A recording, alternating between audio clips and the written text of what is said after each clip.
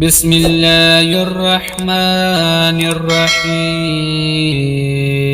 يسبح لله ما في السماوات وما في الأرض الملك القدوس العزيز الحكيم هو الذي بعث في الأميين رسولا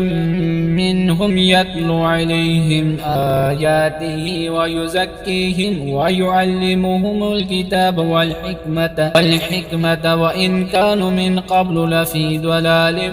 مبين وآخرين منهم لما يلحقوا بهم وهو العزيز الحكيم ذلك فضل الله يؤتيه من يشاء والله ذو الفضل العظيم مثل الذين حملوا التوراة ثم لم يحملوها كمثل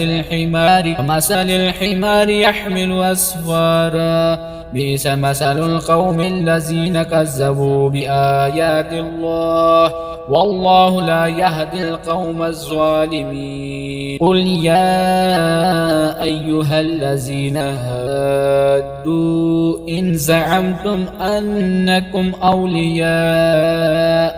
لله من دون الناس فتمنوا الموت إن كنتم صادقين ولا يتمنونه أبدا بما قدمت أيديهم الله عليم بالظالمين قل إن الموت الذين تفرون منه فإنه ملاقيكم ثم تردون إلى